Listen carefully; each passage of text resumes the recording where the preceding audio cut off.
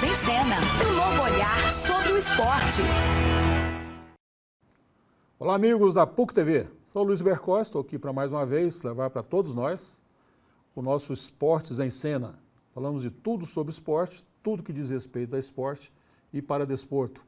Afinal, somos todos esportes para desporto, somos todos esportes em cena. Hoje nós estamos tendo o prazer de receber aqui no nossos estúdios, no nosso programa, o jornalista Danilo Camilo, que é uma tradição do esporte goiano, é uma tradição dentro da proporção, né, que ele representa para o esporte, não como atleta que foram os antepassados dele, o avô, a avó, o tio, o pai e assim por diante. O Danilo fez uma homenagem muito importante, muito bonita para o Vila Nova, o time do Vila Nova de basquetebol, para o basquete goiano como um todo. A época áurea, a época de ouro do basquetebol goiano, quando o Vila se destacou, o Jaó se destacava e o Jockey posteriormente, e vários atletas que vieram também. Mas quem poderá falar sobre isso também para nós é o Danilo Camilo, jornalista Danilo Camilo. Boa tarde, Danilo. Boa tarde, Bercó, tudo bom? Prazer estar aqui com você e tê-lo aqui conosco. Prazer é meu. Prazer é meu. E aí, Danilo? Um documentário muito legal sobre basquete, mas antes tem que saber de você aqui, né, a sua história. Por que você, jornalista, não é, com essa tradição toda de família, do Luiz Ossada, de Gilca, né, seu tio Marcelo, seu tio o Adriano, Luiz Adriano e principalmente seu pai, o Sérgio. Grande jogador de basquete, todos os grandes jogadores. Então, a minha história com o esporte é mais essa mesmo. Eu sempre, enfim, a história do filme, a ideia do filme partiu justamente disso de família. Eu sempre frequentei o Jockey durante a infância e sempre via os troféus e via o pessoal jogando basquete, isso no final dos anos 80, né? Começo dos anos 90. E aí meu pai sempre falava, não, porque a gente jogou não sei aonde, a gente jogou não sei o quê, teve o time do Vila, o time do Jockey, o time do Vila quase foi campeão mundial, então sempre teve essas histórias na família. E meu avô também contava um pouco, e meus tios todos jogaram, então assim, sempre jogaram bem, né? Jogaram bem, não levaram para o profissional, mas jogaram durante muito tempo. Mas né? Naquela época o profissionalismo também ele era muito marrom, né? Muito profissionalismo que não tinha uma condição de sobrevivência. Sim, não era realmente profissional. Não era profissional, né? Igual então, nos termos de hoje. Tido como profissional porque era adulto, mas que não dava rentabilidade nenhuma. Mais adulto que profissional, acho que a palavra é melhor mesmo. E aí meu avô também jogou no Jockey e jogava no country, minha avó jogou vôlei a vida inteira. Seu avô com sua avó foram fundadores do Jockey Clube, na sim. parte esportiva, principalmente, muito atuantes. Sim, muito atuantes. Minha avó parece que jogou até os 40 e poucos, jogava vôlei ainda, no Jockey. Você sabe que eles foram meus alunos, só para fazer um parênteses aqui, o Luiz e a Gilca, né, que são seus avós, eles foram meus alunos lá no Country Clube de voleibol. Ah, é? Eu dava aula de voleibol lá no Country. Eu fiz uma pesquisa na família para ver algumas fotos da época também, algumas fotos do basquete, ver se tinha, e tinha bastante coisa da minha avó jogando vôlei, do meu avô jogando vôlei, porque ele jogou basquete no Jockey durante muito tempo, mas quando foi ficando mais velho, ele foi meio desistindo do basquete e ficou mais praticando vôlei mesmo, de fim de semana e tal. Fim de semana, sábado à tarde, domingo de manhã. Vivia lá, todo mundo conhecia ele. Todo mundo conhecia. Diz enjoado do criador de casa, enchia a paçoca de todo mundo. Exatamente. Mas o cara formidável, que todo mundo gostava. Menos a torcida rival, né? Acho que o pessoal do Jaó... durante o jogo, mas depois do jogo gostava também. Pegava no pé dele, ele nem ligava. Cigarrinho de palha dele, nem ligava. Então, a história veio disso. Aí eu sempre tive essa história como uma coisa da família, que meu pai participou, meu avô participou, direta e indiretamente, durante esse período todo, e eles conheciam todo mundo conhecia eles. E aí veio essa ideia de fazer o documentário, e eu falava com uns amigos meus que gostam, o Guarani, que é diretor de fotografia do filme, ele é muito fã de basquete também, e a gente sempre discute NBA, Copa América, Olimpíada, até Mundial, Flamengo, Franca, algumas coisas assim. A gente ficava conversando e tinha essa história. E aí falou, cara, vamos fazer um filme. Aí surgiu a Lei Paulo Gustavo, a gente viu como uma oportunidade. Falou, vamos escrever e ver se a gente consegue pelo menos alguma coisa para custear o filme. E aí a gente fez o projeto e aí a gente conseguiu passar no finalzinho.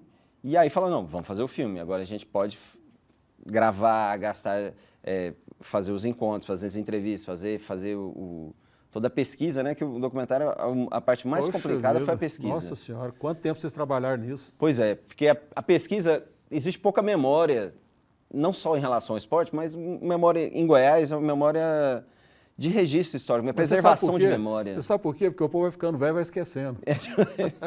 Não, mas uma memória física mesmo, até em, por exemplo, instituições que zelem pela memória. E Goiânia é uma cidade nova, por exemplo. A memória de Goiás é um pouco mais extensa, mas Goiânia é uma cidade nova, que, enfim, tem registro fotográfico pra caramba. Não faz muito tempo que Goiânia nasceu, né? Então, mas foi muito difícil achar material, principalmente sobre o basquete da época, tipo fotos, vídeos. Vídeos a gente não encontra quase nada, assim, de material. Vídeo praticamente não tem, não. Não tem. Fotos a gente conseguiu bastante, a gente conseguiu muita coisa de jornal. Então, essa parte de pesquisa que foi a mais trabalhosa mesmo da gente...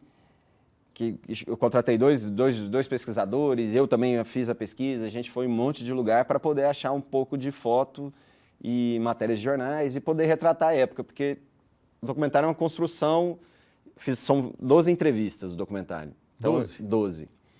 E aí, como faz muito tempo, eu preciso criar uma linha narrativa que faça sentido e seja exata. Uma sequência exata, Sequência exata, tipo, em 73 aconteceu isso, em 74. E às vezes as pessoas se perdem, normal, todo mundo se perde na hora que está falando. Então, eu precisava ter essa pesquisa documentada, esse trabalho de apuração jornalística mesmo, que foi a parte mais trabalhosa do filme, assim. Muito legal. E aí, enfim, é isso mais ou menos o filme. Então, mas foi isso aí, para nós, bom, você desculpa eu estar falando aqui da parte que me toca, né? Mas para nós aqui foi uma grande homenagem, uma grande lembrança, porque quem fazia esporte em Goiás antigamente fazia por amor mesmo, fazia por dedicação própria e não visando um retorno, qualquer um que fosse. Aí, por intermédio disso, acabava conseguindo alguma coisa, um emprego e tudo, mas dentro da profissão. Se não fosse profissional, não ia conseguir nada. Essa musiquinha é bonitinha, não? É bonitinho, eu gostei. É bonitinho, mas bonitinho, mas é o finzinho da nossa... Toca rápido, né? Toca rápido. 9 minutos já se passaram.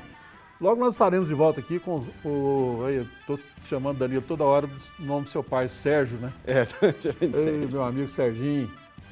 Logo nós estaremos de volta aqui com o nosso Esportes em Cena pela PUC TV, com o Danilo Camilo, jornalista Danilo Camilo.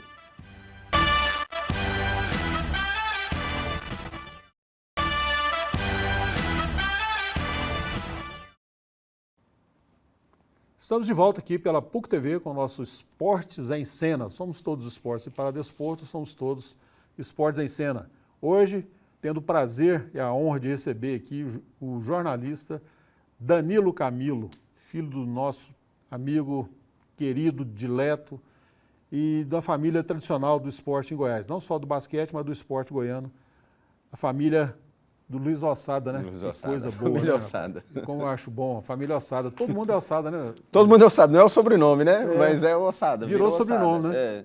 Tanto que para fazer o filme eu tive que me apresentar como Danilo Ossada. Danilo Ossada. Porque aí quando eu falava Danilo Ossada, o povo sabia mais ou menos quem era e legal já isso aí, conhecia. Viu? Muito legal. Danilo, nós estávamos falando sobre o documentário que você fez aí sobre a história de ouro, a época de ouro do basquete. Você voltou no tempo, né? Lembrando, tem que lembrar para ter sequência, como você disse. Sim. Começou no Jockey, foi no interior de Goiânia, de Goiás também, algumas cidades também nós tínhamos basquete. Você chegou a pesquisar algumas cidades do interior também? Sim, eu fiz o foco do documentário é basquete dos anos 70, que foi quando... Anos 70. Que foi quando foi forte, né? Os times principais e foi a época de ouro que eu chamo no documentário. Mas eu fui um pouco antes para saber como que surgiu o basquete, né? Então fui atrás de pesquisa, teve um basquete muito forte em Ipameri, né? No Jockey Club de Ipameri. Muito forte. Foi durante os anos 40, 50, foi o grande basquete, melhor que o basquete de Goiânia, inclusive, não tinha Goiânia direito, né? Não, também na Goiânia época. praticamente não existia, né? E aí Ipameri, Catalão, Inhumas, então eu fiz uma pesquisa dessa, Ipameri que tem mais arquivo, e eu acho que é o mais, que o pessoal mais lembra também por ter sido tão importante na época.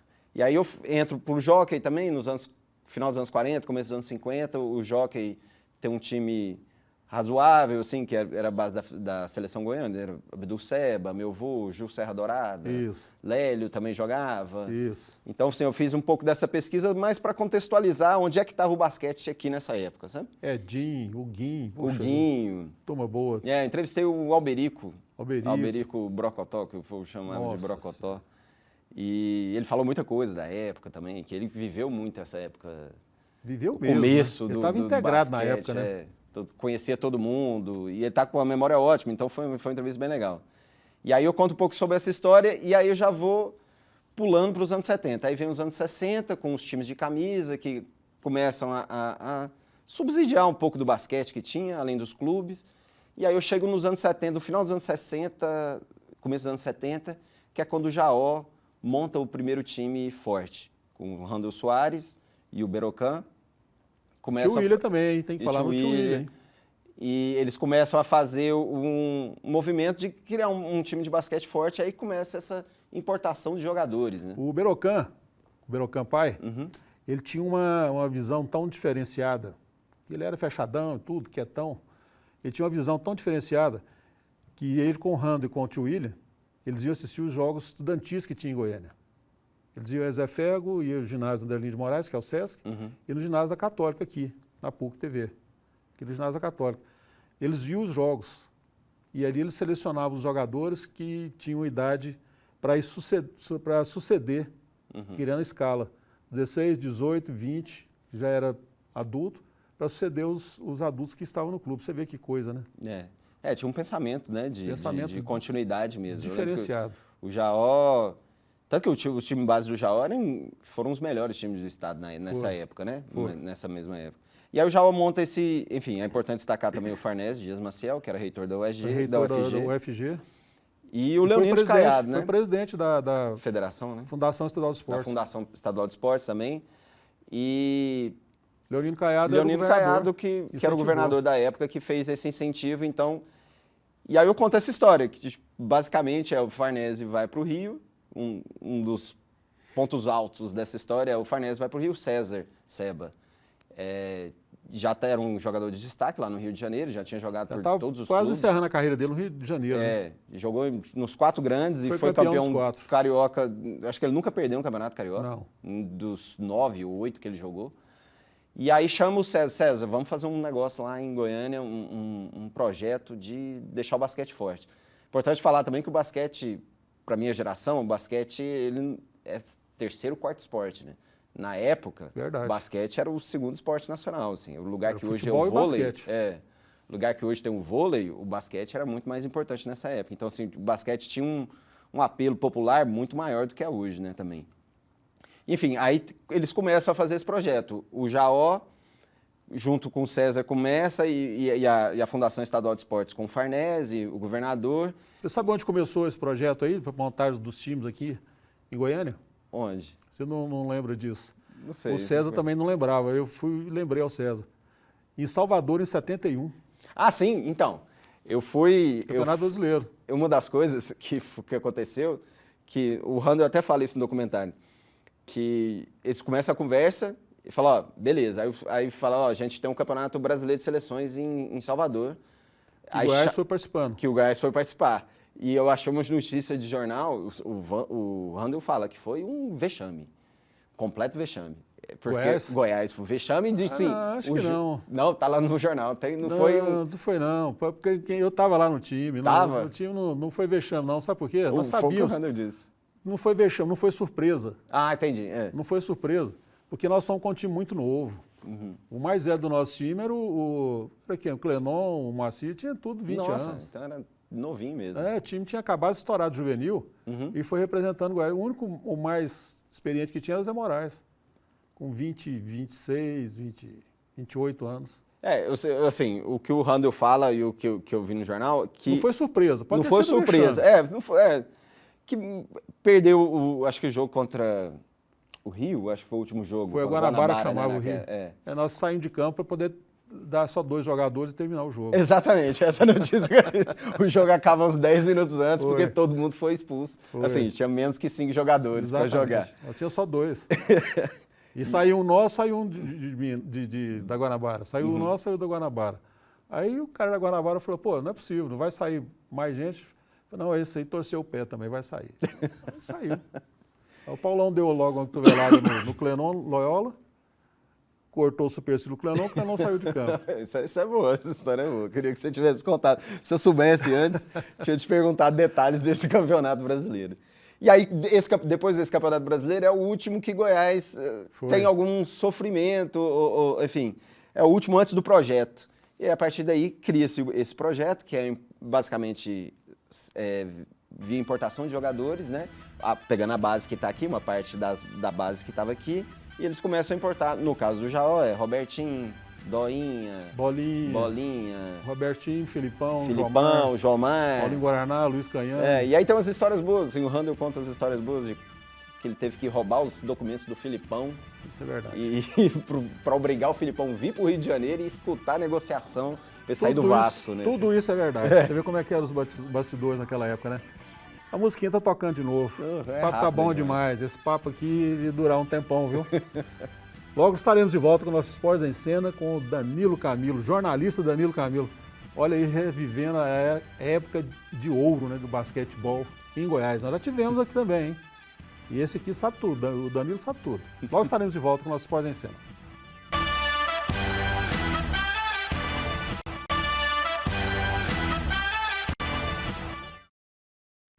Estamos de volta aqui com o nosso Esportes em Cena pela PUC TV, com o jornalista Danilo Camilo.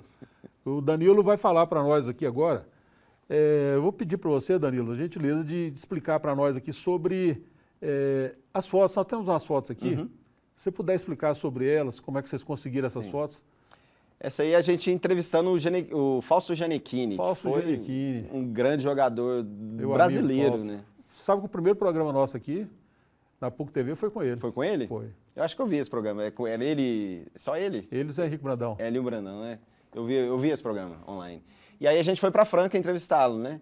E essa aí é uma foto da Ezefego, porque a maioria dos jogos da época eram feitos na Ezefego, era o maior estádio da época, o ginásio da época, né? E aí tem umas fotos aí da torcida, meu avô fumando cigarro aí no cantinho. Sempre fumando cigarrinho dele. Tumultuando a torcida, e esse é um pedaço de uma foto de família, na verdade. Muito legal. Tem várias pessoas da época. Esse é o time do Jaó, eu acho que, se eu não me engano, é a foto quando ele é bicampeão goiano, o campeão goiano. Isso aí tem um detalhe interessante. Se essa foto puder permanecer aqui, por gentileza, Giovanni, esse time do Jaó, o Vila foi campeão, Ivan Raposo, campeão brasileiro, campeão sul-americano, mas nunca foi campeão goiano. O Jaó foi bicampeão goiano em cima do Vila. Isso é verdade. Ganhou os 2 torneios em cima do Vila. Aí foi campeão goiano. O Atevaldo, o Robertinho, Luiz Canhano, Gilberto, Zé Milton Ticianelli, Jomar, Paulinho, Filipão, Rodolfo, aí o Baroni e o Rando Soares. Olha o tio Willian lá na ponta do lado. Tio Willian aqui de cima, né? E o Berocan. Ayrton Machado na ponta aqui de baixo, Berocan. É isso aí. Esse é o time do Jaó que foi bicampeão goiano, né? E essa é uma foto que eu encontrei no O Popular, fazendo uma pesquisa lá. Essa é a delegação do Vila embarcando para o Mundial, segundo eles comentam lá. Então você tem César, você tem até um pessoal do Jaó aí junto também. Hélio de Queiroz também, que é um personagem importante do basquete da época, né? Hélio de Queiroz era a pessoa assim, de todos, acho que de todos aí, o que mais amava basquete era ele. Todo mundo fala muito impressionante. Dele, que ele realmente ia em cima. E aí o time do Vila, que é vitorioso, que foi campeão do torneio Ivan Raposo, e no mesmo mês foi campeão brasileiro oficial, real, né? Foi. Que foi na Taça Brasil, aqui na Ezefego. E esse time, um ano depois, ele foi vice-campeão da Taça Brasil de 74. O Vila Nova? Não, foi campeão. Não, de 73 foi campeão. 74. Aí de 74 ele é campeão, vice-campeão, campeão sul-americano e terceiro lugar do mundo. Perde só 2 jogos no Campeonato Mundial. Esse time do Vila aqui falta um jogador. O Paulo Ranieri. O Ranieri, que essa foto nós tiramos no Maracanã, que é o fundo do Maracanã, e com o meu pai, né, Lélio Ramalhão, o Adilson, Doinha, Joy, Clenon, o Ronald e o César, Mário Flaga, Zé Moraes, Danilo Bentley, Fausto Gianecchini, eu, o Paulo César e o Flamarion, que era o nosso massagista. Timão. Isso aqui era Timão, não, é o time dominante da época, né?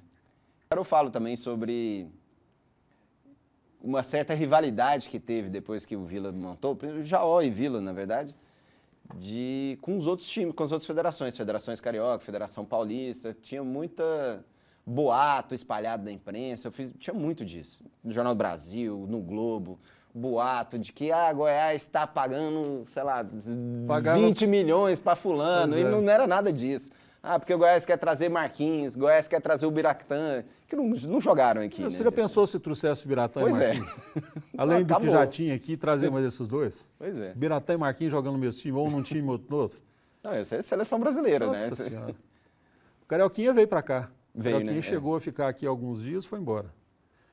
Mas todo mundo queria ficar aqui, mas não deu certo. Esse aí entrevistando o Nelson Barreto? Nelson Barreto. Nelson Barreto foi um médico muito importante. Muito importante.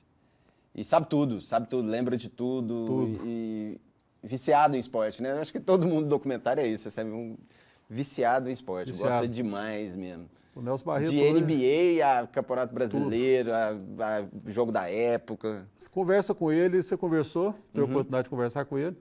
Você vai ver o tanto que é uma pessoa que está infiltrada, o esporte está no sangue dele. Está no sangue. E foi médico do Vila e depois do Jockey também, né? E ele jogou basquete também lá no Barretos. Barretos, Ele jogou com o Pelé quando era mais novo, tem essa história, né? Que ele jogou bola mesmo com o Pelé. E aí é um encontro, além das entrevistas no filme, tem imagem de cobertura e tudo, e a gente fez um encontro com alguns personagens, a maioria dos entrevistados e alguns que não foram, né? Tá aí, basicamente, Paulo César, o Berocan, filho do Berocan, né? Berocan filho. Você, Lamartine, que foi presidente da federação, foi um engenheiro que ajudou a construir o Serra Dourada também, César Seba, Danilo Bentley, Doinha, Emir Filho, Berocan Filho. E esse aqui, que é o Emir Baioc Filho. Emir Baioc Filho. Esse representando o pai dele, né? Sim. Ele foi o Emir Baioc, o time do Vila só existiu por causa do Emir Baioc. Sim. Só por causa do Emir Baioc. Ele bancava tudo. Que ele era dono da Inca e da Apego, caderneta de poupança, tudo dele. Ele tirava dinheiro do bolso, pagava para todo mundo o suficiente para sobrevivência, pagava aluguel, pagava tudo. O Emir Filho fala isso, assim, que foi um problema na família, assim, isso dele, porque tem que, sei lá, avião para o Mundial, o Emir que tem que pagar. Pagava jogador, o Emir que tinha que pagar tudo. Então, foi uma questão na família. E aí, entrevistando Doinha lá na quadra do Jaó, o ginazinho da Jaó, que o Doinha foi uma das primeiras entrevistas. A gente entrevistou o Doinha, depois você, eu acho que foi o segunda pessoa. Doinha também, enfim, assim, todos esses personagens, aí mais uma foto do encontro, todos esses personagens, no filme eu trato um pouco só dos anos 70, mas, porque não dá tempo. O filme tem 84 minutos e mal deu tempo de eu falar de toda a história. Mas todo mundo aí tem história. Você tem história fora disso, seu Lamartine tem essa questão de Serra Dourada, tem 1000 outras coisas. César Seba já foi presidente do Jockey, foi secretário de não sei o quê. Danilo teve uma carreira no mercado financeiro. Doinha foi presidente da Associação de... Federação de Basquete Confederação Brasileira de Basquete Cadeira de Rodas. Foi várias Paralimpíadas.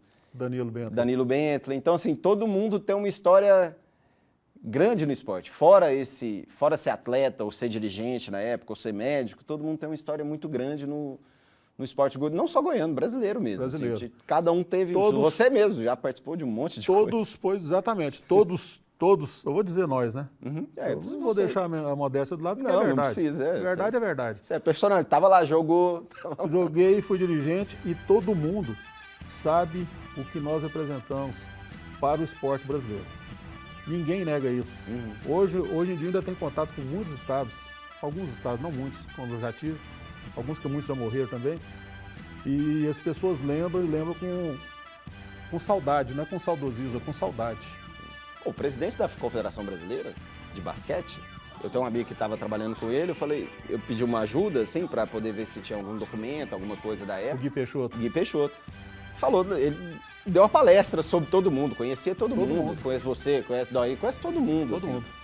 E é o presidente da Confederação Brasileira, já tem um tempo. É um cara que foi jogador de basquete da seleção brasileira, o Gui Peixoto, que é lá de Belém do Pará. Então, assim, todo mundo conhece todo mundo viveu o esporte junto, né? Isso é Isso é muito legal, né? Nossa, Isso é tem coisa massa. demais para contar, né? Nossa, eu tava lembrando aqui, comecei a falar do guia aí, fui lembrando tanta coisa. Nossa, só coisa boa. Estão vendo musiquinha de novo? Musiquinha de novo. Isso significa... Esse não é 9 minutos, não. Esse aí tem uns 3 minutos só que toca essa música. Pois Parece é. rápido. Nós vamos terminando aqui, gente, mais uma edição do nosso Esportes em Cena pela PUC TV, com o Danilo. Danilo, show de bola, viu, bicho? Valeu, obrigado você. Pô, mas muito pouco tempo para tanta coisa, né? Uhum. Tanta coisa. É, pouco tempo, mas assim, a gente vai fazer uma exibição do documentário agora. Provavelmente, não temos data ainda, mas provavelmente em julho a gente vai fazer mais uma exibição. A gente fez uma exibição no Cinecultura, enfim, só falar rapidão. Uma exibição no Cinecultura no dia 26 do mês passado e vamos fazer mais algumas exibições aqui. A gente tem um Instagram que a gente chama @showadoc, showa.doc, que a gente tem que é onde eu tô colocando umas fotos, umas reportagens que eu achei nessa pesquisa do filme. Então, quero liberar essa pesquisa para o filme para deixar como memória.